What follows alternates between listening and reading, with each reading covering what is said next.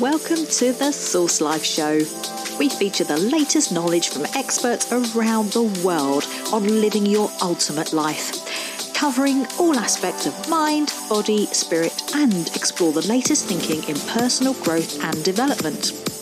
Join me, your host, Ayse D, in the ultimate exploration in becoming the best you possible. The SourceLife Show. Make your life a masterpiece. Karie Millspaugh is a publicity and speaking agent.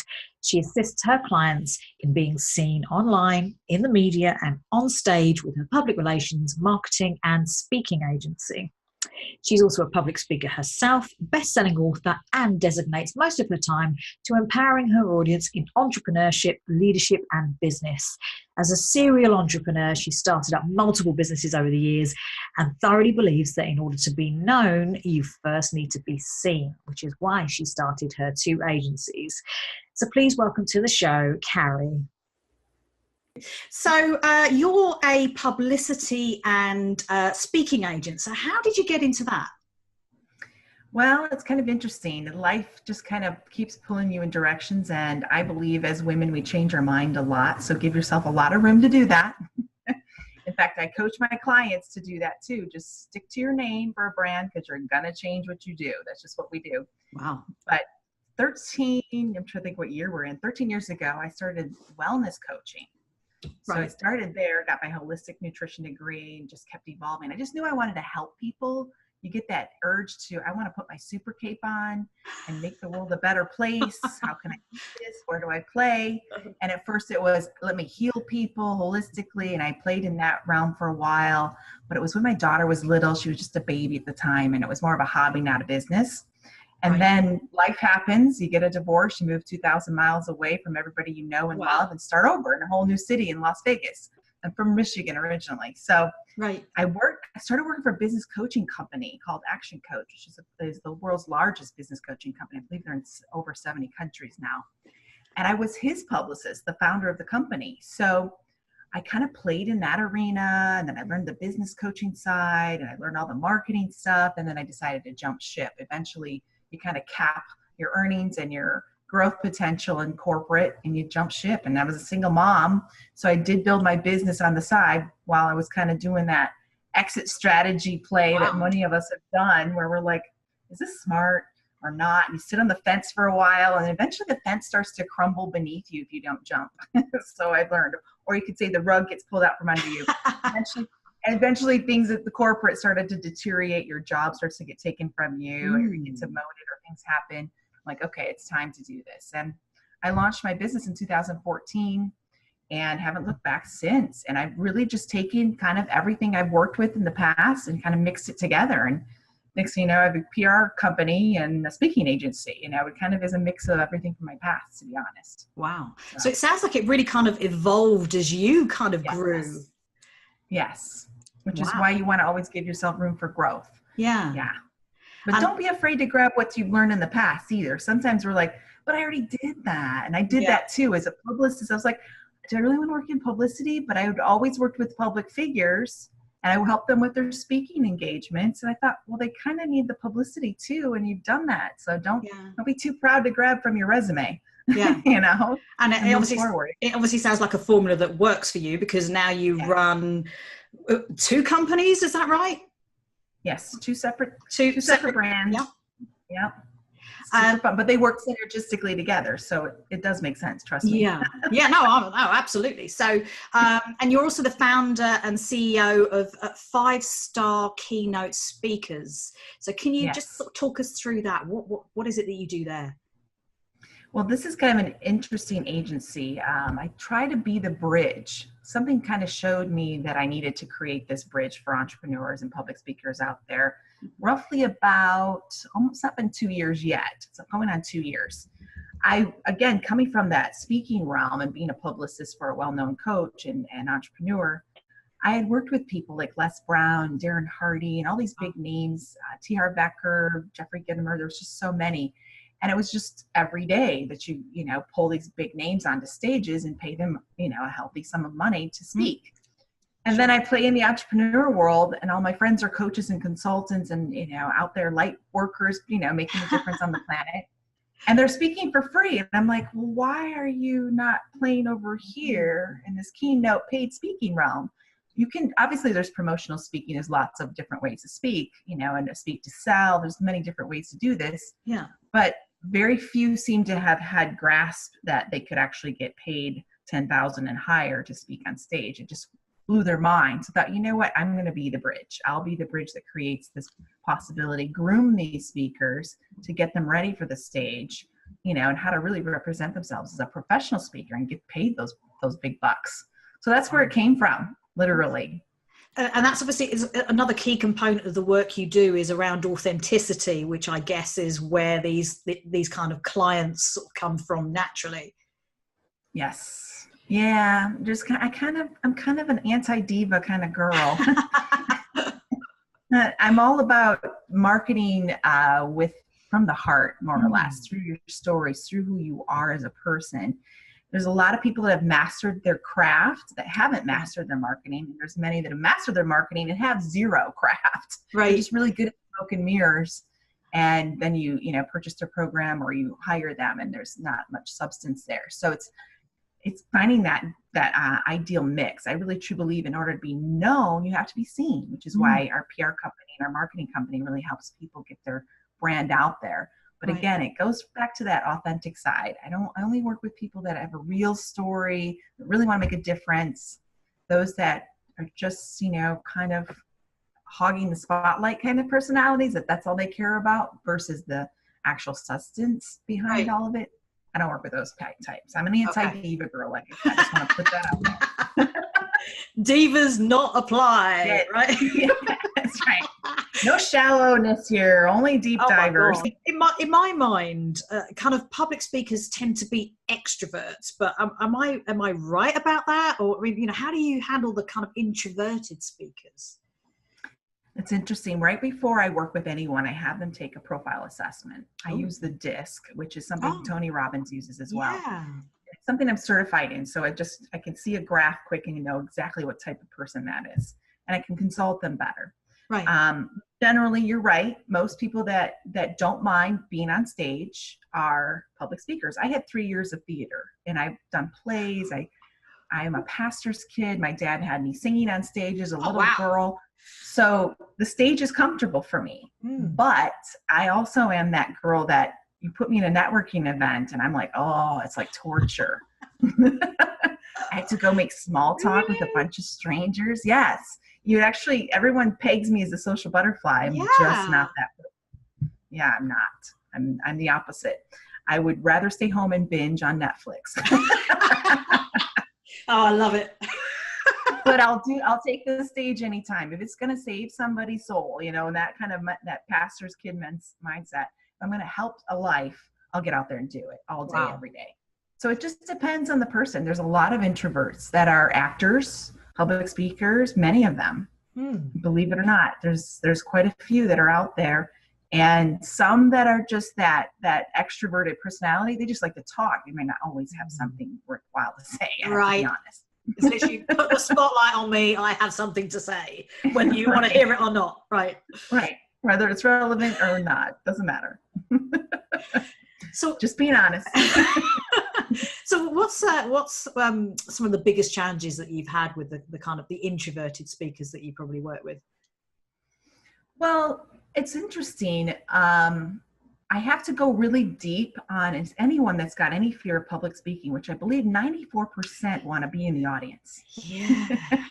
So the percentage is little when anyone comes to me and says, I think I really need to do this, even though I'm terrified of it. Or, and I'm like, just give yourself a big pat on the back. You're one of the brave people that actually wants to be on the stage. That's huge. And the bigger the audience, sometimes the scarier it gets. I actually would prefer to speak to 2,000 people than 20 in a workshop setting, because then they're asking me questions. It's a little more intimate. The lights blind you anyway when you're on that big stage. You can hardly see anybody that's out there. You kind of pretend it's just you. But what I do is I go super deep on why. Why do you want to speak? What is the message? Because then it takes you out of the equation altogether, because it really isn't about you. It's about the mission. It's about the purpose. It's about that one person in the audience, this life's going to change by your message. Then it doesn't matter what even shoes you're wearing that day. All of a sudden, it doesn't matter if you're at a bad hair day anymore, or if that outfit just makes me feel fat today or whatever. Now it's just about conveying that feeling across and that message, the energy. So so you kind of, I'm guessing you're really good at getting inside somebody's head and just saying, you know what, take your ego out of it and just really focus on the message you're going to deliver. Yep. Absolutely. I'm very woo-woo in those ways. There's nothing wrong with woo-woo. Nope. It's gotten such a bad rap. I'm an intuitive and I read energy too. So I definitely help people with that. Right. Part out of it. And where do you see that the sort of public speaker industry going?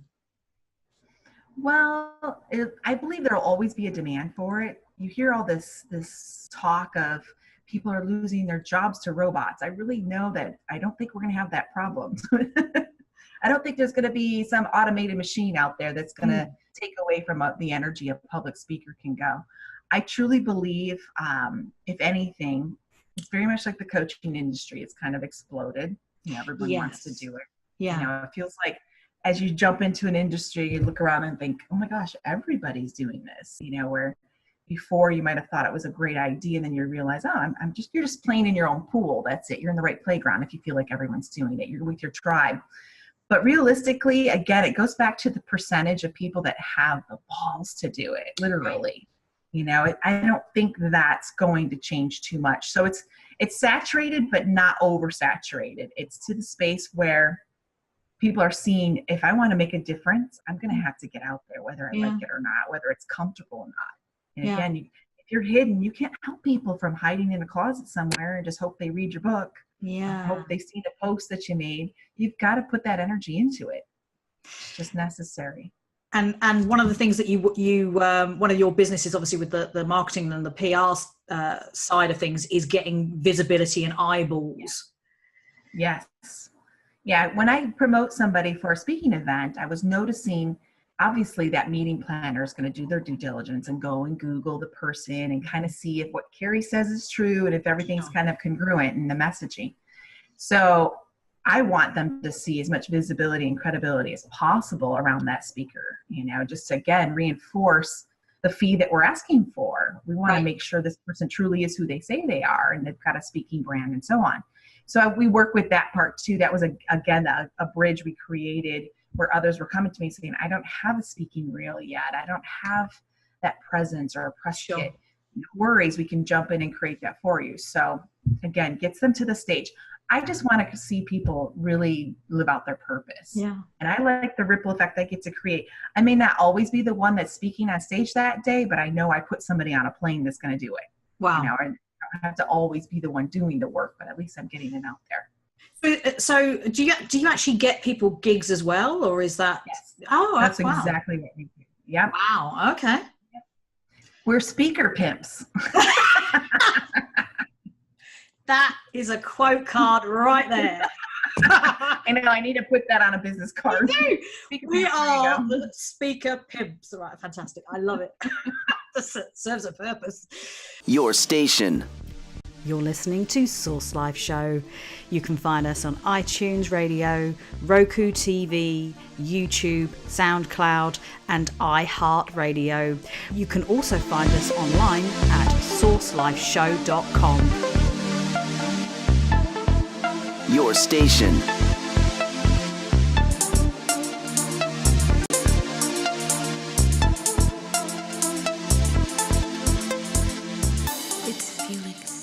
So you're also the author of Permission to Be Me. Now, how did that come about? There's something, again, it all synergistically seems to work together, even though it doesn't make sense sometimes during the journey. We're like, where am I going with this? Then you look back and all the pieces connect. It was 2014. I published it in 2016. So I started in 2015.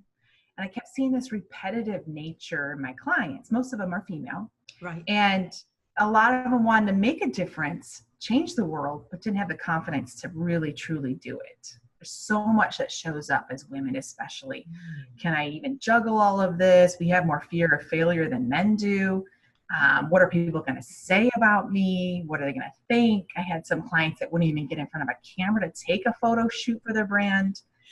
And they're, drop dead gorgeous. I'm like, what's going on here?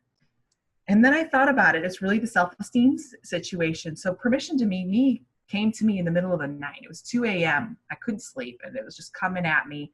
Karie, these girls really need to know that it's okay to just be them. All the parts of themselves, the good, bad, and the ugly. Embrace it all. Love it all. It's okay to be the talkative girl or the shy girl or the one that's always battled her way. Who cares? Just give themselves. And that's what it is we've been giving ourselves permission to do stuff since we were little. Sure. You can have ice cream to eat your dinner. All this stuff. And we still, as adults, say, oh, I really shouldn't go out tonight. I didn't do enough work, or I have an early morning meeting. How about you just give yourself permission? And it is so much about that. So it's going deep into that, those little rules we have in our head and how we can let them go. So does that also impact the authenticity side of things? So if women are constantly worrying about permission to do stuff, I mean, how does that reflect on them being authentic? Well, when we give ourselves permission to not do the normal or what somebody expects, you've just given yourself permission to truly be your authentic self. For example, it could be, eat that tub of ice cream at night. I don't care. Nobody cares. Who's going to the only person that knows about it is you. The fear that just rose in me just then when you said that. Oh my God. Right. Yeah. It's like, if you do it every night, that's a problem. It goes back to that holistic nutrition side of myself. But it's like, who's making you feel guilty here? Who's feeling that? Whose voice are you hearing? Is it the shame of a past coach or your mother? Or, we hear all these rules. I used to get shamed for being the talkative person, and now I get paid to speak. Just silly, it's just silly. The shame you feel of just shut up and sit down as a kid, those rules that come into our being as adults, those past voices of adult, and maybe a past boss that said, gosh, you're always like this. Yeah, you hired me to be this way.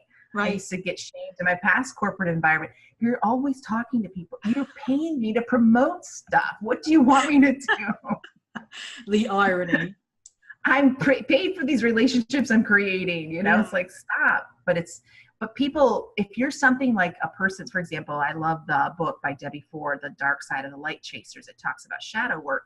People are triggered by certain things in you that they may not like in themselves. They see you being this talkative person. Maybe they were shamed as a child to, be that talkative person that always got in trouble in class. So, you've got to let yourself just be you. Other people are going to be triggered by your stuff. You can't let that stop you. You just got to keep moving forward. So again, it's just, God doesn't make mistakes, in my opinion. So just be your true self. I love that.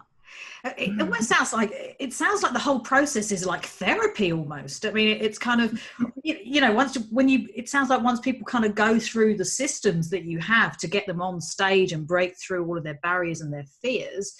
I mean, I can imagine that they probably come out a very different person. Yes. It's interesting. When someone goes into business for themselves anyway, it's almost like a self-development mad crash course. So much bubbles up to the surface. Now, if it's a personal brand, which is what we work with the most, even more stuff comes to the surface. It's like, oh, it's my face? I'd rather just pick a logo. That's more fun. I want to hide behind that. Yeah. But when you're a personal brand, your face is your logo. Your face is what people remember. Their name, your name is so powerful. And it brings up a lot of stuff. And I have clients that I'm like, well, I want your personal brand to feel like I just stepped into your living room. Like, this is how you would decorate your house. Your website is the colors that make you feel good, or maybe something you would wear that day. And some of them really, truly, honestly get stuck there. Like, I don't even know. They've not given themselves permission to even explore that side of themselves.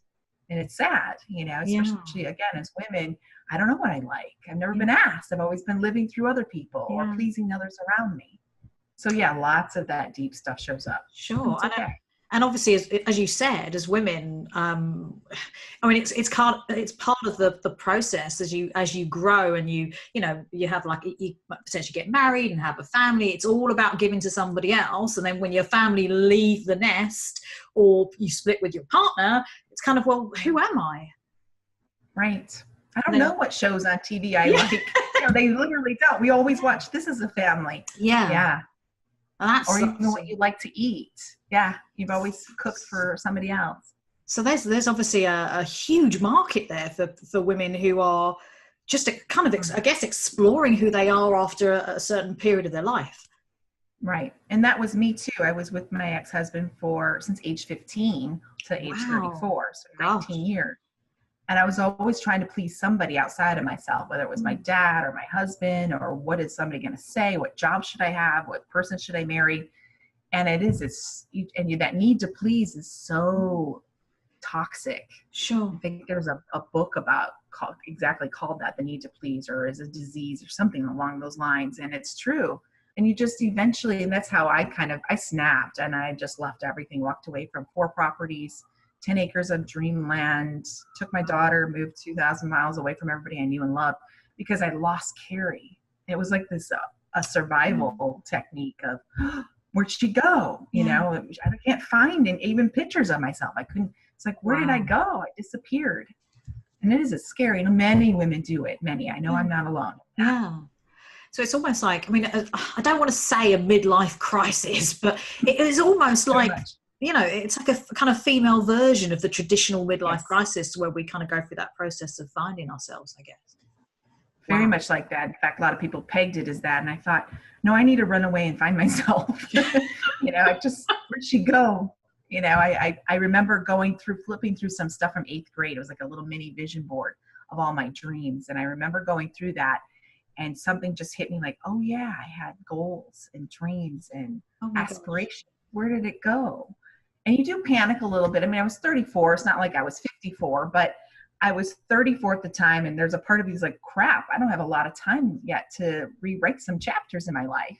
You know, and it's not like I just snapped and left. I mean, the marriage was deteriorating for years, but it's a slow boil. You know, it's not like instant change overnight, but it was the best thing I ever did. I mean, I'm a night and day different person for the better.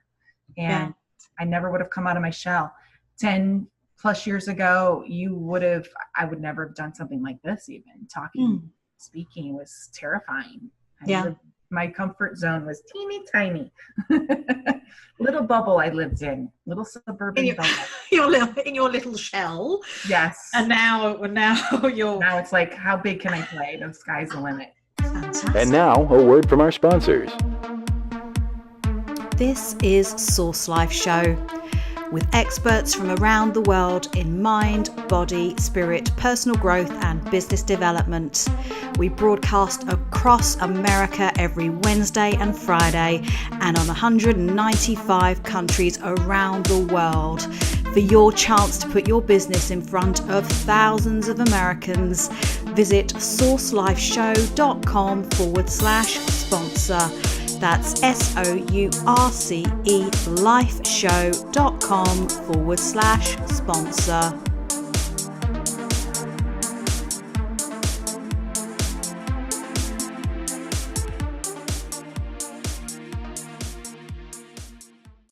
What are you curious about right now? What are your passions?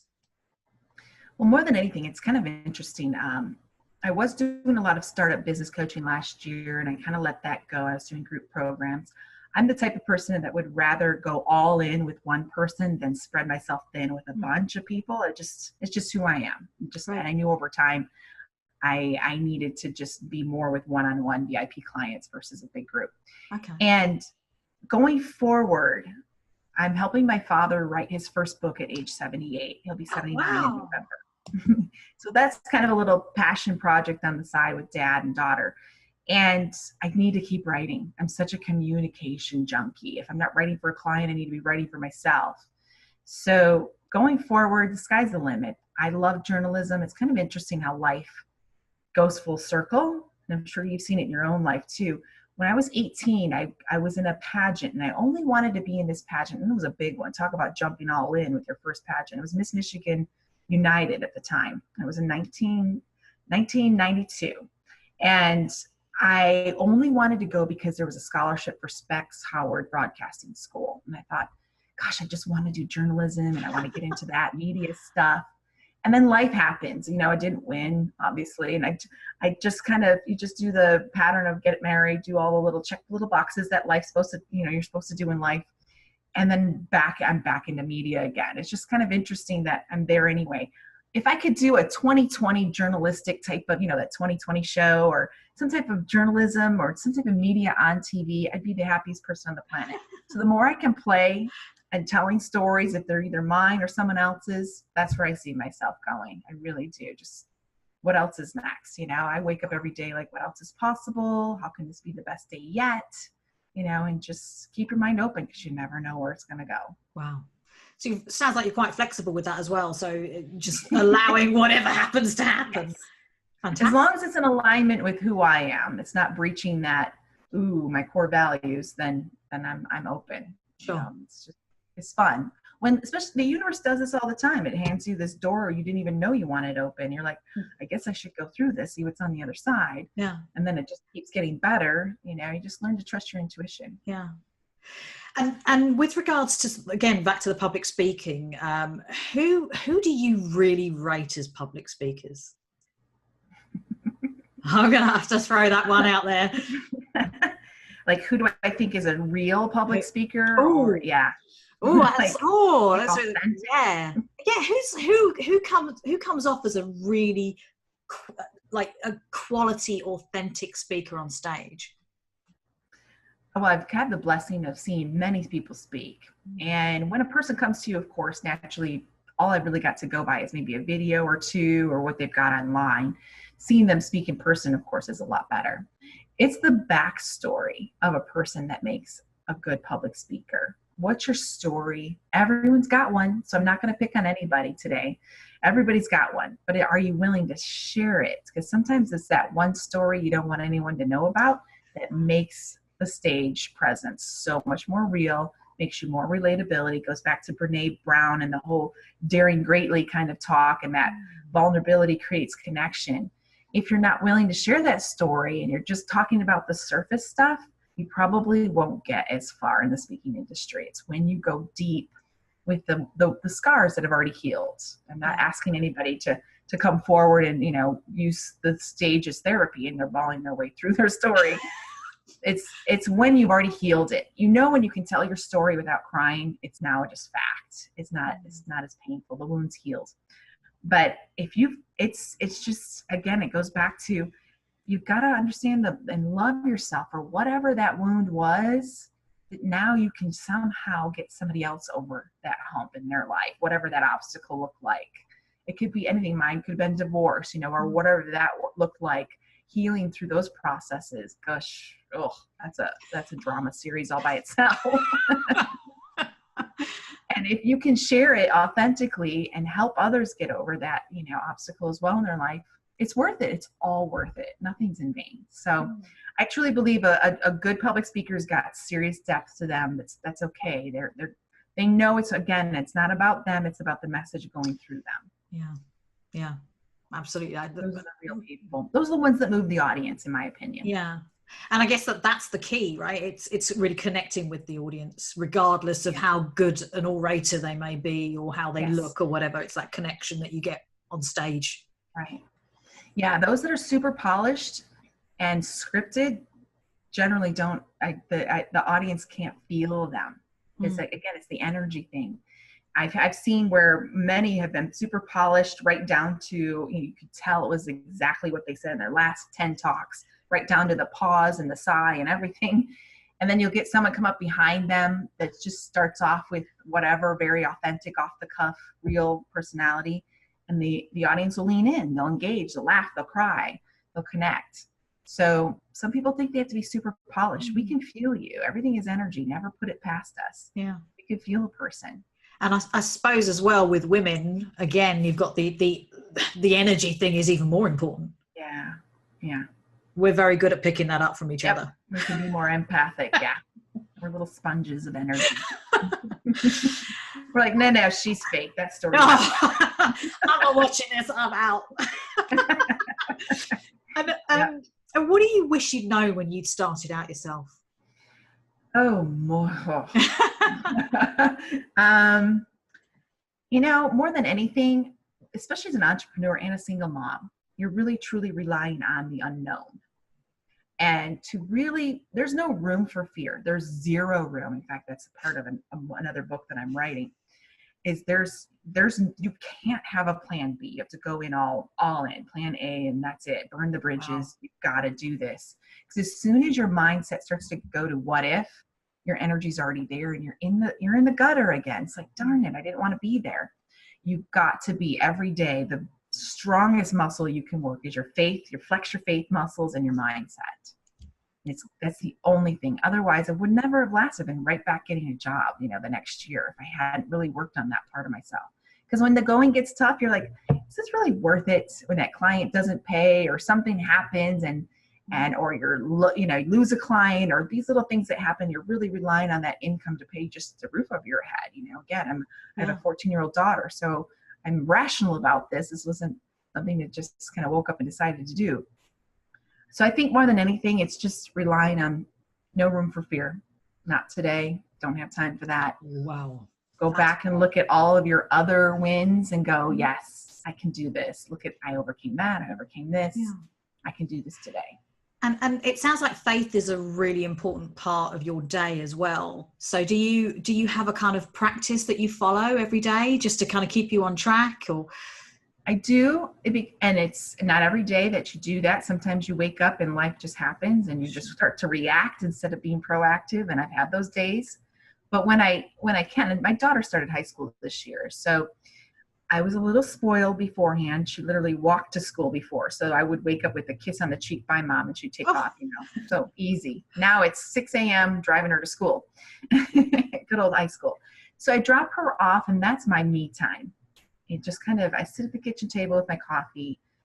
I ask, whether you believe in God, spirit, whatever it is outside of yourself that you choose to believe in. I'm a devout believer, which comes across kind of authentically and who I am. Can't take that part away from me. Yeah. And I'm asking, who do I help today? What's going on? What doors do I need to open?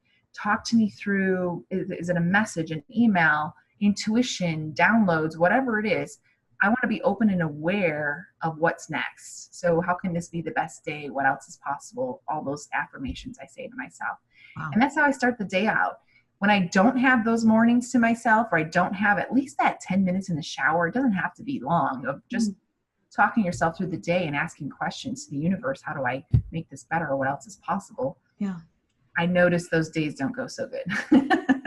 Interesting. Yeah. You're just like, you're just reacting, and it's that negative energy that kind of gets you. So you've got to tell the universe what you want, Sure. And I guess obviously, because you're obviously very busy running multiple businesses, and you've got a daughter as well. So I guess it's those times when you can just sort of tap in and check how you're doing. That obviously it sounds like it does make a difference. Yes, I'm big on alone time. I'm an empath, and a lot of people are empaths. And sometimes you'll pick up energy from other people. And if you don't have that alone time, you can't really listen to what's my energy. Am I panicking because I was just with a client that's panicking? Sure. Is this negativity or this dark energy mine or somebody else's that I just said hi to at the grocery store? So get alone, and just sit with your own energy so you can hear your own inner calling. We're our own psychics many times. If we just get quiet, we can feel the truth come through. But many of us don't allow ourselves to get there because our mind's going so fast. Oh, I need to do this. Oh, the dishes need to be clean. I got laundry to do. All these things that we pull ourselves in so many directions. And just get quiet. Give yourself permission. Again, it's the permission piece to just be 10 minutes by yourself. Even if you haven't mastered meditation, just be alone and sit with your emotions, sit with your feelings, ask questions. It's so important. Yeah. You deserve it. So it almost sounds like a kind of a meditation almost with your coffee in the morning. Oh, yeah. Yeah. And I'm a big meditator anyway, but okay. I know if I start to spin out of control, all right, 15 minutes to myself, everybody go away. I need to get centered again, get grounded. Yeah. You start to know when you're not grounded. Yeah, it's pretty, it shows itself up in many ways for so many of us. And we kind of, I find it myself. I know when I'm not grounded because I'm in my head completely. Yes. And so apart from the meditation, is there anything else that you would sort of recommend for people to get sort of back into their hearts? Yes. I always talk about overthinking. I'm a Pisces, so generally we kind of go with the flow, or water sign. And some signs are more, more in their head than others. I'm not going to pick on anybody or call them out, but it is what it is. Yeah. But I can get that way too. And that energy actually pushes away what you want. You're not sitting for the solution. You're overthinking. It's such a prickly energy, and you're pushing people away even with it. I know now to stop, because I'm I want to be a rational businesswoman. So you go in your head, I can figure this out. If I can help clients, it can help me. And then you just start to spin. But I know that the solution comes to me. I'm a big bubble bath queen. I can meditate better in water for some reason. I don't know what it is. Again, maybe it's a water sign thing. There'll be times my daughter had a health ailment, and I said, you know what, I'm just going to take a bubble bath this morning. For 10 minutes, I just did the whole meditation piece and try to shut my thoughts off as best as possible. And the solution to what's wrong with her came to me. So it's like, you never know. And I'm like, oh, I know what it is. Oh, I can't wait till she gets home from school. I'm going to tell her, this is easy. We can fix this. This is easy. No big deal. So it's just, when that brain sparky energy is going so much, we're not allowing source energy, spirit, whatever, to talk to you and say, you already know the answer. It's right there, but you're not getting quiet enough to find it. So whatever works for you. I'm a nature person too. Whenever I can get out there. Unfortunately, I'm in the desert, so of Las Vegas. So it's kind of hard to find some nature, but we find it. Even last night, my daughter and I went for a walk. The moon's not quite full right now, but just to walk under that moon energy by the mountains was kind of nice. We went for a walk last night and soaked up that natural energy. That helps too. So all these tips help people. I know, especially empaths. That's kind of who I attract in my speaking world. A moonlight walk in the desert sounds amazing. Oh yeah, it was pretty cool. You could see the lights of the strip and the mountain. We were by a mountain. It was very, very pretty. Wow. Horses were running by. There's a whole horse ranch over there. Yeah, we got a little secret spot we go to. You might be in the desert, but it sounds amazing. I know. We find whatever gems we can find. Hey, we'll take it. Yeah. Wow. And what are the biggest challenges you've had? I would say, most would say it's financial, but really it's more about financial challenges only show up when you're not clear on what you're supposed to be doing. Right. And this happened to me just recently again, and it will happen in your business as you grow. Every time you start to expand, something will happen. That's why I always say, just ride this wave. I know it really sucks right now, but there's something big on the other side. And just about a year ago, actually it was, just fall of last year, I started to question everything again. And I wasn't crystal clear on what I was supposed to be doing. I felt like I was starting to do what everybody expected again. Kind of goes back to your marriage and other thing. And I was rebelling. You could see kind of like that stubborn person who just dig your feet in. No, I don't want to go this way. And the more I kept trying to do whatever everybody else wanted me to do, the more I was not loving my business again. So I truly, and the money flow will just come to a halt. It'll come to a complete stop. And to the point where my ex-husband was helping me pay some bills. And I was, oh boy, does that hurt your ego so bad when you've been divorced for 10 years and he's jumping in to help? Oh, bruised ego everywhere. And only a few people, close friends, know this about me. But and it was because of the lack of clarity. I wasn't having fun in my business anymore. It felt like a job. I felt like something's not fun. Once I got aligned again to the publicity side, and that's new as of this year, I was hiring that part out, the publicity side. I thought, no, I can do that. Karie, you used to do that for years. Suck it up. You're not going backwards in life. You're not getting demoted because you're pulling from your past experiences. Yeah. And once I started doing it again, I realized how much fun it was and how much I enjoyed it. And again, all of a sudden the income just soars. So it really is you. You're the indicator. It's not, there's just not enough clients or people aren't willing to pay me. Those stories aren't true. They're just little excuses. Yeah. It's you not being aligned to what you want to do and not truly living out in your zone of genius, the happy place where all of us, once you find it, money's abundant and always is. Yeah. I mean, that's incredibly powerful.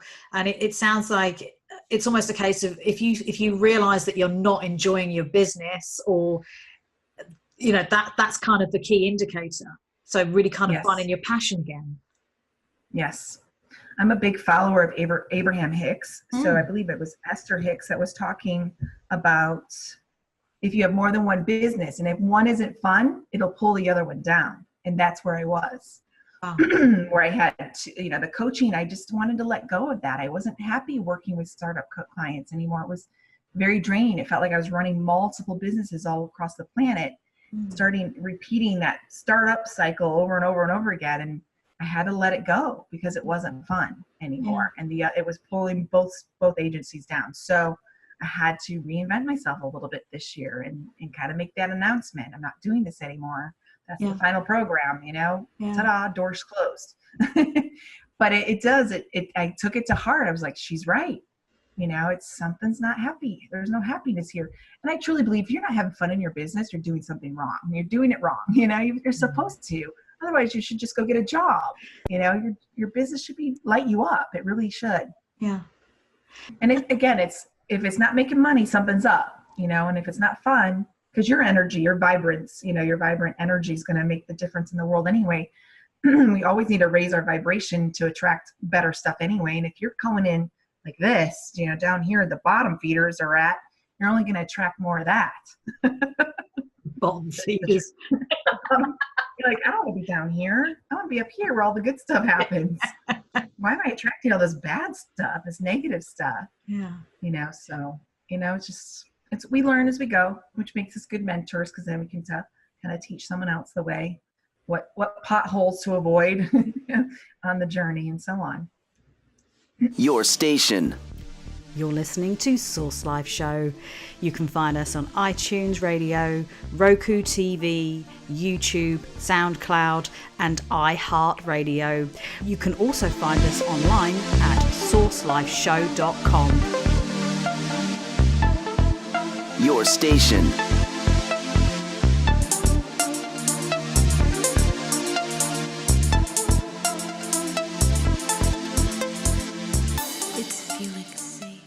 It's super fun to be the promoter and not always the doer. Yeah. That I've learned in business too, where I'm like, why don't I want to close the sale? Oh, because I know of all the work I'm going to have to do on the other end of it. Which is why promoting people to speak is kind of fun because I'm not the one, again, getting on the plane. Do you think that that's something actually that women struggle with like the money element and the sales element? Like it's not aligned with being, I don't know, an empath or authentic. Right. Yes. Especially if you are spiritual in any way, you think that your gifts or what you're doing for people is just a gift. Right. So it should be given without pay.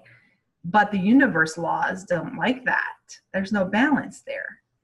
Now I'm pouring from an empty cup. I'm not getting anything in return. Right. And we can't keep doing that. But again, and also if you read the book, The Big Leap, Gay Hendricks talks about the zone of genius. Many of us stay in the zone of excellence because everybody told us we're great there. The zone of genius is when things are so much fun, we would do it for free. So sometimes it's that belief of work needs to be hard. It needs to be painful. Then I've earned it somehow, some way. Again, ancestral stuff shows up, all kinds of things. But the whole, doing this for fun, really that's where you're supposed to always be. That's where your business is supposed to be. What's fun, what's natural, what comes so easily for you. Writing and talking, communication is just, I can do that in my sleep. Yeah. Editing other people's stuff, piece of cake. I got it. I know what to do. And then you're like, oh, I get to charge for this? This is like a surprise. It's like the icing on the cake. But that's really, truly where you're supposed to play. That's where the most abundance shows up, is that zone of genius. But again, it's the hardest part is getting paid for it, or at least charging for it. And it sounds like, again, it's about your own self-belief. Yes. Yep, absolutely. And really kind of tapping into that. Yeah, and you learn that stuff from your parents or whomever around you that was a mentor or guardian. My dad would give the shirt off his back, for anybody. That's just who he was and is to this day. And I learned that, you just do the work of the Lord and you go forward, as a pastor. He's been in the jail ministry for over 22 years, helping people in that area. He's collected dime for it. So, I think part of that, I had to let myself go, like, it's okay to help people and get paid for it. Yeah. Because you're changing their life. Yeah. How do you even put a price tag on that when someone wakes up with peace of mind finally, or clarity and what they're supposed to do, or forgiveness and freedom? All that's priceless in my opinion. Yeah, trust me, there's a big chunk of work that needs to be done in that area for everybody. I mean, it sounds like it's again, I'm imagining there's probably a process behind that. Yeah. To getting people to the stage where they believe they're worth the kind of prices. Yeah. Well, and this is just from my experience too, over the past 13 years, I've noticed that you have to grow into your price. Okay. It's not what someone else tells you to charge. Don't ever let someone come at you and say, oh, you're charging only that? I know so many that are charging 3 times that. That's uncomfortable for you. You haven't grown into that price yet. And I learned that when I first started out, that I was charging too low. I had to find that out for myself. I like to give a lot, so I have to charge more because I'm going to be that person that stays up till 2 a.m. working on their project. Right. Because I want it done and I really want it to be right. So I have to balance that out with the fee. But if you don't figure that out, and I kind of almost felt like a prostitute, I was giving so much and so on empty financially that it feels like you're being taken advantage of. So there's got to be that happy balance, and no one but you can know where that balance is. No one can tell you what to charge but you. Right. Only you know. You know what's in alignment. I call it your happy price. When you when you quote it and the thought of working with that person at that price makes you happy, you've charged the right fee. Right. If it feels like, oh, I got all this work to do, then you didn't charge enough. So would you sort of say to someone not to do any freebies? Because I think especially when people start out, they tend to try and maybe just to raise awareness of their brand or whatever, and they'll try and do, or mates rates, we call it in the UK. I don't know if you call it that in the States, where you'll do it as a discounted price because you know them. And yeah, you can in the beginning stages, because there's 2 things that happen. You're going to first see your worth because you'll start to help somebody. Same with free speaking. You do it for practice. Do it for practice. If you're doing it for practice in your mind, then it's okay. Okay. Or for a video or a testimonial or something to give you some credibility underneath your feet. But once you start to see the value you give, stop.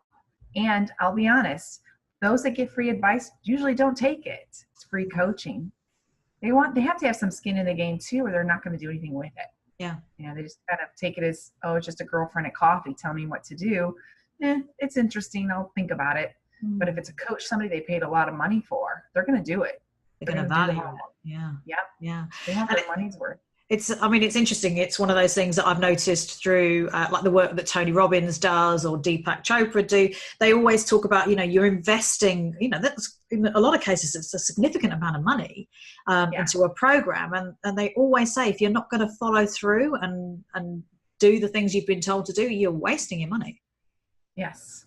You've got to show up. We can only do so much. And even my agreements, I'm going to give you 100%. If you don't show up and give me 100, I'm going to fire you. I love it. Yeah. Yeah. Well, yeah. I want to win. I like to win. If you're not going to play, I don't want to play. I can't want it more than them. That seems silly. It's their dream, their goal. I guess it's something that I've heard someone say before. You can't drag someone to their dreams. Yeah. And some days it feels that way. You're shoving them up the mountain, like, come on. Like, how bad did you want it? Right. They've got to be inspired by them, their own goals. I love being the cheerleader and I can do it all day. But again, their dream becomes mine when we start working together. But if I want it more than them, I can tell. I'm like, okay, someone's dragging their feet. What's going on? Sometimes it's just resistance because there's a fear on the other side of winning. Yeah. So uncovering that sometimes helps things along and they're back to flowing again. Yeah. But some just don't really want it. They want someone to do it for them. So I have to be careful too as a speaker agent. You still have to play. You still have to get yourself out there. You still have to, participate in this dream of yours, not just sit back and hope Karie lands the biggest deal ever for you. I want to see you out there making a difference too in your social media or wherever. Yeah. I'm not the fairy godmother. Sorry. Especially if no you're magic wands. Yeah, exactly. Yeah. Definitely don't have anything for you. So I was going to ask you, we've obviously talked a bit about self-acceptance and self-love, and they're big areas of focus for your work. So what advice would you give someone who really struggles with that? It's definitely a process. It's not something that happens overnight. And I remember the first days that one of my mentors talked about self-love. And I thought, I do love myself. I almost got offended. Like, I love Karie. And then I realized, nope, still putting everybody before me. And you've heard the saying so many times, you got to put your own oxygen mask on first before you can help any other passengers on the plane. And I always say, and I wish I had a description here, you can't pour from a cup. You got to pour from the saucer. You got to pour from the abundance. Think of yourself like a teacup pouring water, and it's that overflow. We should be always giving from the saucer. So if you don't have any time in your schedule and then you choose to volunteer, you're literally stealing time from either your family or yourself just to please another person. Again, that's pouring from an empty cup. Same with money. If you're scraping by and your electricity is getting shut off, but yet you're donating this money over here, you're pouring from an empty cup. And your soul knows it. Your soul knows when it's on empty. It's tired. The thought of helping one more person just feels just so heavy in your energy. So the self-love part, again, I was a single mom since she was 4 till now when she's 14. And for most of it, it's been full-time all by myself. My ex-husband's 2,000 miles away. Yeah. So there's a part of you that's like, I'm going to be a better person if I just give to myself. It's that permission part again.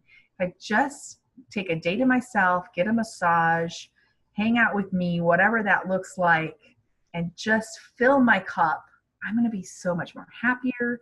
I'm going to be a better mommy. I'm going to be a better daughter. I'm going to be a better sister, a better friend, better coach, mentor, whatever that looks like.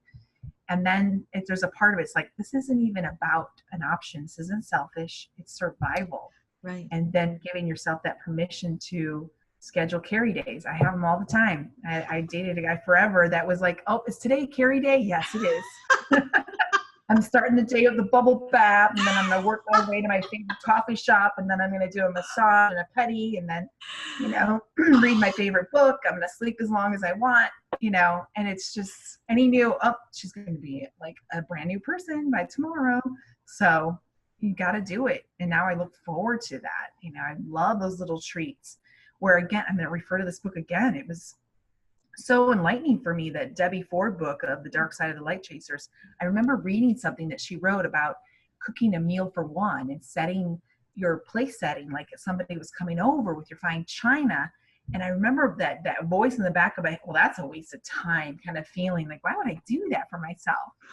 Now I do. It's like, oh, I can't wait to bake my favorite thing, and then I'm going to sit down and I'm going to eat it. I'm not going to eat this off a paper plate. I'm going to bring in my favorite china, and drink it from a wine glass, and I'm going to have this. And I even drink my sparkling water from my favorite wine glasses, so it's something different about that energy. Yeah.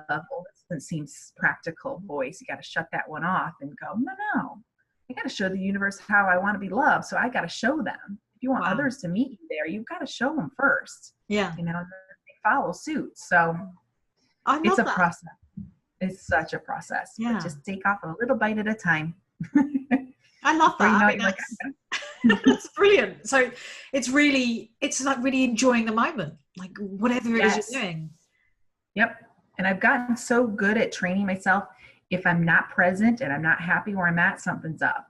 Like, just, why are you working so hard? Because again, that corporate background still burned into my brain. Don't even get up to go to the bathroom. Just stay glued to your desk and work, skip lunch. Why? Nobody's barking at me to do this. I could do this later if I wanted to. I could take the afternoon off and finish this later tonight. Yeah. So I'll stop and go, wait, why am I so tense? What am I doing? I haven't stood up in a while. Let me walk around. Let me go for a walk in the neighborhood or something. Go get, my favorite iced tea, and then come back and then get back into the moment and enjoy it. Your work should be enjoyed, not, oh, I need to get this done. I can't even use the restroom. That's just silly. But I used to be that way. I hear that. I've been there, literally, especially if you come from that corporate background, you are used to back-to-back meetings, eating lunch at your desk out of a piece of plastic. It's ingrained, isn't it? Yes. We're our own slave drivers sometimes. Yes. Yeah. Don't need to be. No, especially if you're an entrepreneur and you're doing your own thing. Yeah. Inspired action always trumps that pushed action. I wrote my book in 2 nights. I did 2 all-nighters because I was just inspired. Yeah. Wow. 2 all-nighters from start to finish. It's only 13 chapters, but I did the first 6 because I couldn't sleep. I had to at least sit down and write the title out because, downloads, energy, angels, whatever you want to call it, wouldn't let me sleep till I started it. And then I just gave myself permission to just turn off everything and just write all night. I didn't have to be anywhere the next morning. And I think I went to bed at 4 a.m. And it felt so good just to be in flow, no interruptions, just let it happen, let it flow out of you. And wow. I loved every second of it. When you're in that zone, give yourself permission to stay there. But if you're not in that zone, you need to get up and go for a walk or find a distraction and get back into it again. Because the work you do when you're in that pushed I have to energy isn't as productive from what I've seen anyway. Yeah. That is good production. So yeah. So is there anything that you would have liked me to have asked you that I haven't?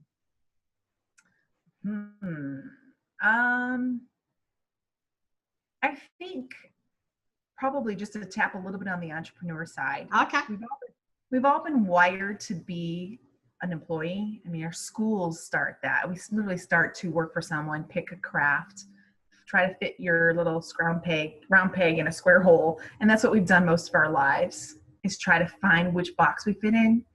And I love the saying that stars don't fit in boxes. And all of us tremendously are stars in our own way. Everybody's got something. And even if you were working for a company now, because I truly believe this would have saved my marriage if someone would have told me this years ago. Find your passion, find your side hustle, whatever it is. It just lights a woman on fire when she's got her own little passion project stewing in the background. Because even if you're working for someone, you still want something on the side for tax write-offs and again, that pure enjoyment. I helped my sister build her business. I saw her marriage starting to go in a direction that mine did. And I thought, nope, let's pull her into this little passion stuff. And now she's just on fire with her business. A woman needs to know her voice can be heard. A woman needs to feel heard. And a woman needs to know she's got permission to actually be authentically herself. There's just something about that. It's better than chocolate. It's better than wine. It's better than sex. When you find that passion of who you are, nothing else matches it. And a woman feels whole. She really, truly does. She's not looking for that void to be filled by anything else outside of herself. She's already found it within her. So truly give yourself permission to explore any kind of business opportunity, even if it's just a side thing. It will change your life. I promise you. Wow, that is incredibly powerful. And that also sounds a little bit like you could almost deal with addiction by actually finding your true path and focusing on the thing that you love, or just enjoying your life and your business and not, be inhaling chocolate every day or whatever it may be. True. You feel fulfilled. There's a different fulfillment that comes from that nothing else can fill. And after my divorce, I had that dating. First it was dating addiction, then it was drinking and being out with friends. And I couldn't find this, how do I fill this void? Yeah. And once I went into business for myself and started working on that in 2013, it was like, I arrived. I'm home. I'm at peace now. I know this is what I'm supposed to do. And where can people find out more about you? Well, I think best, social media wise, I live on Facebook the most. I think that our age demographic play there the most. Instagram second, and LinkedIn is a huge spot, of course, for the corporate speaking gigs and such. My website's my first and last name. I make it easy for people, kariemillspaugh.com. And that's where you're going to find lots of articles and blogs and my video blogs. I give so much content out on how to inspire and help people move forward. And then there's the speaking agency, which is 5starkeynotespeakers.com.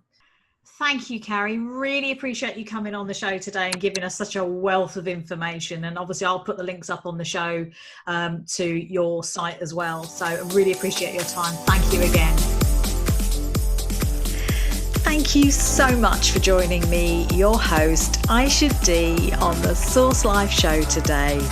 We feature experts from around the world in mind, body, spirit, personal growth and business development, and broadcast every Wednesday and Friday across the US. For more, visit sourcelifeshow.com. That's SOURCE lifeshow.com.